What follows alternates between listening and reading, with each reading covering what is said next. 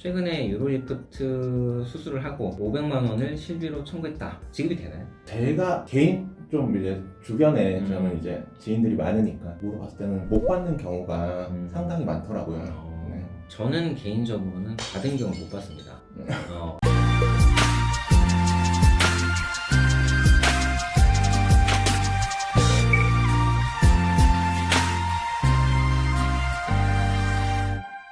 네, 안녕하세요, 변집사입니다. 계속해서 김민아님과 함께 실손보험금 지급 사례에 대해서 알아보도록 하겠습니다. 네, 이번 시간은 요즘 전립선 비대증의 치료로 많이 이루어지는 전립선 결찰술, 유로리프트라고 하죠. 이 수술이 로컬 병원에서는 많게는 1,000만 원 넘게까지 치료비가 발생하는데 이 수술비를 실손보험으로 받을 수 있는지 한번 얘기를 나눠보도록 하겠습니다. 먼저 시작하기 전에 저는 이 결찰술 수술비를 실손보험금으로 다 받을 수 있으니까 저한테 소송을 의뢰해라, 이런 목적으로 이 영상을 촬영하는 것이 절대 아닙니다. 여러분들에게 객관적인 정보를 제공하고 전문가의 의견을 전달해 드리려고 하는 것이니 참고하시기 바랍니다. 그리고 이제 정보 제공이다 보니 조금은 의학적이고 어려운 이야기가 포함될 수 있다는 점도 참고하시면 좋겠습니다. 자, 팀장님, 먼저 전립선 비대증은 어떤 질병입니까? 전립선 비대증은 중년 이후 남성에게 발생하는 흔한 질병 중 하나며, 전립선 비대증은 최소 기준은 설정되어 있지 않아요. 그리고 일반적으로 50세 이상의 남성으로 국제 전립선 증상 점수가 7 이상, 전립선 크기는 25g, 40cc 이상, 최대 흐름 속도가 15ml/s 이하인 조건을 모두 만족했을 때 진단이 내려진다고 여겨지고 있습니다. 진단 기준이 뭐 쉽진 않네요. 그러면 이제 IPSS, 그러니까 국제 전립선 증상 점수는 무슨 의미죠, 이거? 이게 국제 전립선 증상 점수 같은 경우에는요, IPSS라고 하는데, 전립선 비대증이 의심되는 환자들에게 척도를 확인하기 위해서 문진을 하는 점수화된 문진표라고 생각하시면 됩니다. 문진표, 이제 의사 선생님한테 처음에 가면은 이것저것 질문하시는 표. 네, 맞습니다. 그거군요. 전립선 용적은 그러면 이건 어떻게 확인할 수 있습니까? 네, 이건 초음파를 통해서 확인할 수 있는데, 초음파 검사 결과지라든지 그 초음파 검사 결과지를 통해서 나와 있는 진료 기록지에서 저희는 확인할 수 있습니다. 간단하게 전립선 비대증의 진단 기준에 대해서 알아봤고, 오늘 주인공인데 전립선 결찰술은 어떤 건지 한번 설명해 주시죠. 네, 결찰술 같은 경우에는 50세 이상의 환자로 전립선 용적이 170 미만이면서 IPSS 점수가 8점 이상인 외측력 전립선 비대증 환자에게 시행하는 수술 방법이고요. 이식형 결찰사를 통해서 영구적으로 묶어줌으로써 요도를 넓혀 요도 폐색을 치료해주는 신의료 기술로 등재되어 있는 시술입니다. 수술 시간은 보통 15분에서 20분 정도로 짧은 시간을 소요하고 있습니다. 수술 시간이 얼마 안 걸리죠. 여러분 유튜브 찾아보면 이 전립선 결찰술을 어떻게 하는지에 대한 영상이 의사 선생님들이 이제 찍어두신 게 되게 많거든요. 보면은 고도의 기술이 필요하긴 하지만 원리 자체는 크게 어렵진 않은 것 같더라고요. 네. 이제 관을 이제 요도로 네, 삽입을 네, 해서 네. 실 같은 걸 이제 전립선을 이제 묶어주는 수술인 것 같아요. 맞습니다. 전립선이 이렇게 부어 있으니까 요걸 묶어가지고 이제 통로를 좀 넓혀주는 그런 수술인 것 같더라고요. 네, 그러면 이제 전립선 결찰술이 어떤 건지 이제 설명해 주셨는데, 요 전립선 결찰술의 적응증, 그러니까 이제 어떨 때 이 결찰술을 받을 수 있는 건가요? 50세 이상의 환자로 전립선 용적이 170 미만이면서 그리고 IPSS 점수가 8점 이상인 외측력 전립선 비대증 환자 중에서 내시경으로 이제 수술을 원하지 않는 환자들에 대해서 사용하고 있습니다. 방금 말씀해 주신 거에 따르면 어쨌든 50세 이상이고 전립선 용적이 100cc 미만, IPSS 국제 전립선 증상 점수가 8점 이상인 환자, 그리고 또 외측력 전립선 비대증인 경우에 가능하다 말씀하셨는데, 이런 요건은 그럼 누가 정하는 거죠?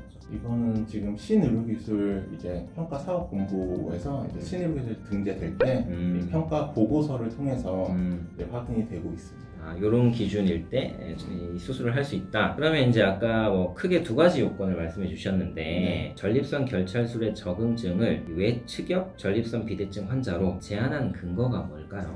이게 그 사업본부에서 나온 적응증 내용을 보면요, 네. 중간엽도 사용을 했던 것 같은데 거기에는 효과를, 유효성이라고 하죠, 유효성을 인정받지 못했고 외측력에 한해서 유효성을 인정받았다는 내용이 있어서 적응증에서는 외측력에서만 사용한다는 내용이 있습니다.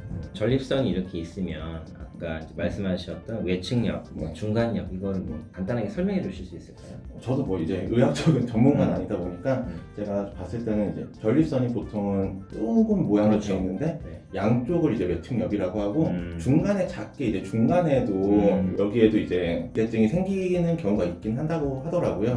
근데 여기에는 이제 묶어줘서 효과가 없는 것 같고요. 그래서 외측엽에만 사용하는 것 같아요. 네, 알겠습니다. 그러면 이제 아까 그 신의료기술 평가에서 외측엽 전립선 비대증 환자에 대해서 할 수 있다라고 하면서도 또 그리고 전립선 용적을 기준으로 또 제한을 두고 있잖아요. 네네. 100cc 미만으로. 요 근거는 또 어떤 걸까요?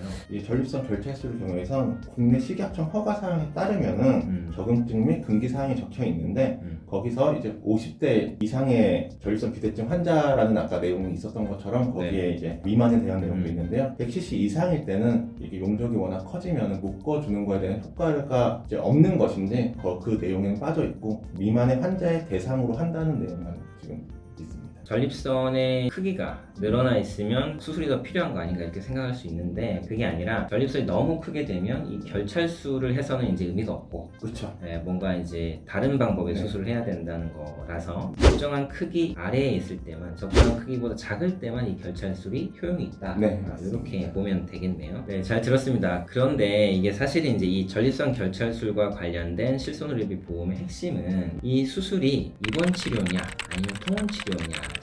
네. 통원 치료라고 하면 뭐 20만 원에서 25만 원을 한도로 요즘에는 이제 보상이 되기 때문에 이 수술비 자체가 1,000만 원이 넘는 경우도 있기 때문에 통원이라고 인정되면 20만 원밖에 못 받게 되는 네, 거죠. 맞습니다. 팀장님 같은 경우에는 이 최근 보험사와 분쟁이 되고 있는 전립선 결찰술에 대해서 통원으로 처리하는 것이 맞다 아니면 입원으로 처리하는 것이 맞다 개인적인 생각은 어떠세요? 개인적인 생각은요, 통원으로 처리되는 게 저 개인적으로는 맞다고 생각을 하고 있습니다. 백내장이 지금 통원으로 거의 처리가 되고 있잖아요. 그쵸. 네, 백내장 다초점 렌즈 같은 경우에도 판례가 나오면서 보험사에서 이것저것 시도를 해보고 있어요. 이제 원래 입원으로 줬던 거를 통원으로 이제 지급을 해보려고 여러 가지를 이제 시도를 하고 있는데 그 중에 하나가 이제 전립선 결찰술이었는데 다른 것은 보험사에서도 효용을 못 본 거예요. 해봤는데 시도는 해봤지만 이게 사실 민원이 되고 하면은 자기네들이 이거 이길 수가 없는 거죠. 그래서 하다 시도하고 포기하고 이런 게 꽤 많았는데 그 중에 이제 전립선 결찰술도 있었는데 우선 아까 말씀드린 것처럼 시술 시간이 너무 짧고 그 다음에 미국 FDA 이게 미국에서 이제 건너온 시술이다 보니까 네, 외국에서 건너온 시술이다 보니까 문헌을 찾아보면은 입원이 필요하지 않다는 내용이 있어요.